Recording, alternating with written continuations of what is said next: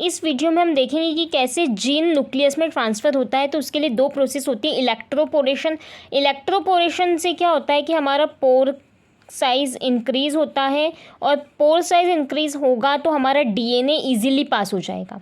Next होती है biolistic. Biolistic में माइक्रो प्रोजेक्टाइल यूज़ किया जाता है, मतलब कि ये हमारा डीएनए का मॉलिक्यूल है जो कि गोल्ड या टंगस्टन से कोटेड है, और इस तरीके से ये मूव करके टारगेट करता है।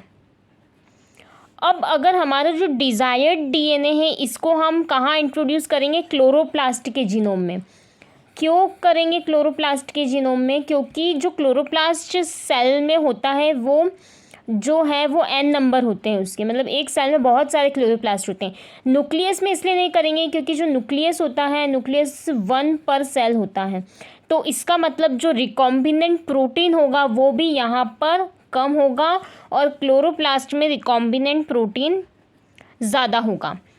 अब ये जो है ये मोनोकॉट्स के लिए भी अप्लाई होता है, इसकी ये चीज़ अच्छी है जो उधर सिर्फ डाइकोट्स के लिए था। और जो क्लोरोप्लास्ट का जीनोम रहेगा और जो टीआई प्लाज्मिड रहेगा, ये दोनों होमोलोगस रिकॉम्बिनेशन शो करते हैं। इन दोनों के बीच में, क्लोरोप्लास्ट के जीनोम और टीआई प्लाज्मिड के बीच में रिकॉम्बिनेशन होता है, होमोलोगस।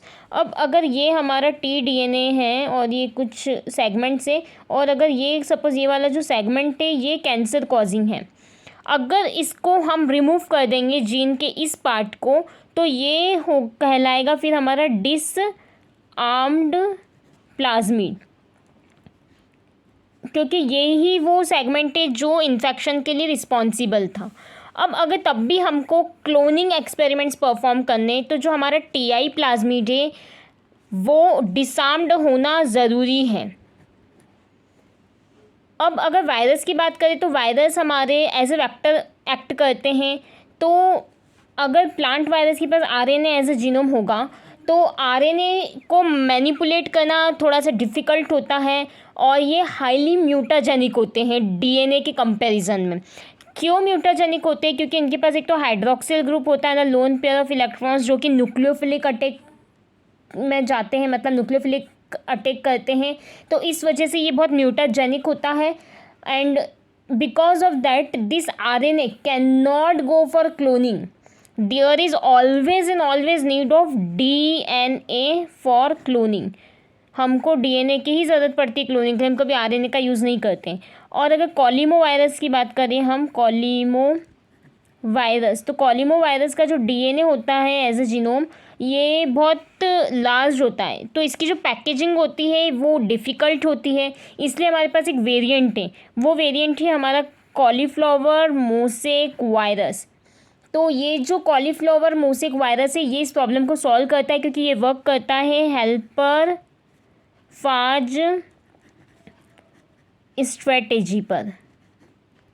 और इस स्ट्रेटेजी में क्या होता है कि वो कुछ नॉन इसेंशियल सेगमेंट्स को डिलीट कर देता है कॉलीमोमोसेक वायरस से, ताकि मतलब जो जीनोम रहेगा वो रिस्पॉन्सिबल रहेगा डीएनए के इंटीग्रेशन के लिए, लेकिन वो इन्फेक्शन कॉज नहीं करेगा। लेकिन हमें तो इन्फेक्शन चाहिए, so in that case we have normal caulimo virus genome and cauliflower mosaic virus. And ये जो कॉलीफ्लावर मोसेक वायरस रहेगा it is with the integrated DNA of interest, और जो नॉर्मल कॉलीमो वायरस रहेगा ये एनकोड करता है कुछ ऐसे प्रोटीन्स जो कि पैकेजिंग के लिए ज़रूरी होते हैं। तो इस तरीके से ये कॉलीमो वायरस और कॉलीफ्लावर मोसेक वायरस की ये प्रॉब्लम सॉल्व होती है। और एक और फिर आता है हमारा जेमिनी वायरस। जेमिनी वायरस में क्या होता है कि इनके पास ऐसी टेंडेंसी होती है कि रीअरेंजमेंट करते हैं ये, और रीअरेंजमेंट के चक्कर में क्या होता है कि कई बार ये खुद का जीनोम भी डिलीट कर देते हैं। और हो सकता है कि अगर ये खुद का जीनोम डिलीट करते तो हो सकता है हमने जो इंसर्ट किया है इसमें हमारा जो इंटरेस्ट का है वो भी इसके साथ में डिलीट हो जाए।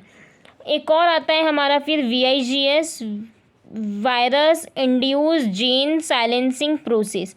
ये अभी इतना डिटेल में स्टडी नहीं किया गया है, इसके ऊपर अभी फर्दर रिसर्चेस चल रही है।